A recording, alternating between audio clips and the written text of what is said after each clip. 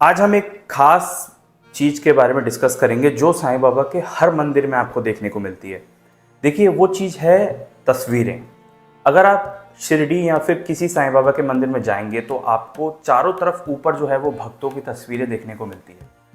और मेरे अकॉर्डिंग मैं आपको ऐसे दो बेस्ट कारण बताऊंगा जो बाबा ने भी कहा था, जिसके बारे में कि वो तस्वीरें क्यों वहाँ पर होती हैं। और हर मंदिर में अगर आप देखेंगे तो जितने भी भक्त बाबा के साथ रहे हैं उनकी तस्वीरें मंदिर के बाबा की मूर्ति के चारों तरफ देखने को मिलती है। बहुत सारे हिंदुस्तान में ऐसे मंदिर हैं, शिरडी में तो खासकर देखने को मिलती है। देखिए पहला एक बहुत इम्पॉर्टेंट रीज़न है, वो ये है कि बाबा ने अपने अंत समय में कहा था कि मुझे द्वारका माई में मस्जिद में द्वारका माई में अब अच्छा नहीं लगता है, तो तुम मुझे बूटीवाड़े में ले चलो और वहीं हम सब साथ रहेंगे।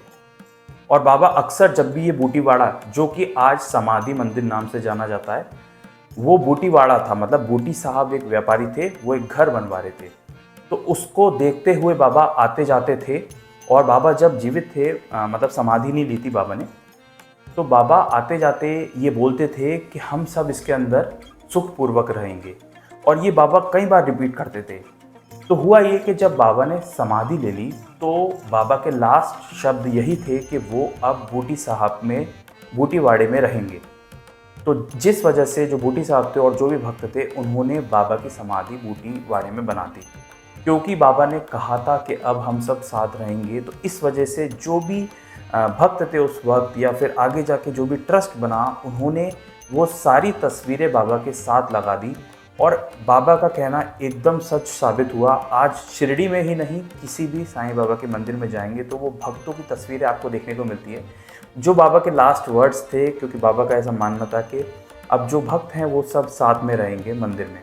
तो इसी वजह से कि जो भी भक्त हैं बाबा के साथ रहे हैं उनकी तस्वीरें आपको देखने को मिलती है मंदिर में। और दूसरा एक बहुत ख़ास रीज़न मैं ये मानता हूँ कि वो जितने भी भक्त बाबा के साथ रहे हैं वो ब्लेस्ड थे। ये बात तो हम सब मानेंगे कि उन पर बाबा की विशेष कृपा थी, क्योंकि बाबा ने कहा था कि उनसे अगर कोई कनेक्ट करता है या उनसे कोई मिलने आता है तो उसमें बाबा की ही मर्जी होती है। पहली बात तो ये। और दूसरी बात कि कहीं ना कहीं किसी न किसी जन्म में उसका संबंध या रिश्ता बाबा से रहा होता है, इसी वजह से वो बाबा से मिलने आ पाता है। तो जो भक्त थे उनको, जैसे तात्या पाटिल हुए, श्यामा को तो बाबा ने कहा था उनका साथ 72 जन्मों का है। बाईजा माँ को भी बाबा ने कहा था कि वो पिछले जन्म में बहन थी बाबा की।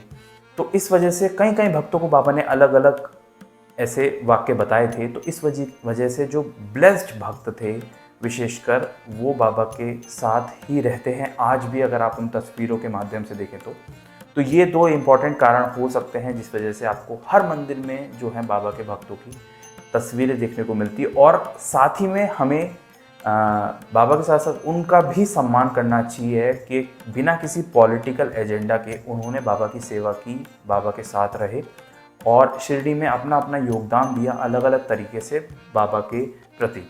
तो हमें भी उनका सम्मान करना चाहिए। और अगर हम कहीं भी साईं बाबा का मंदिर बना रहे हैं तो आज एक बात का याद रखना चाहिए कि वो जो भक्त थे जिन्होंने बाबा की सेवा की थी, उनकी तस्वीरें साथ में ज़रूर होनी चाहिए। उम्मीद है आपको ये स्टोरी सुन के, ये समझ के, ये एक दिलचस्प बात जान के अच्छा लगा होगा। मिलेंगे नेक्स्ट वीडियो में। मैं बाबा के बारे में पढ़ता रहता हूँ और आपके लिए लाता रहता हूँ। उम्मीद है आपको ये वीडियो भी अच्छी लगी होगी और ढेर सारी जो वीडियोस मेरे इस चैनल पर अवेलेबल है आप वो भी जाकर देख सकते हैं। जय साईं राम।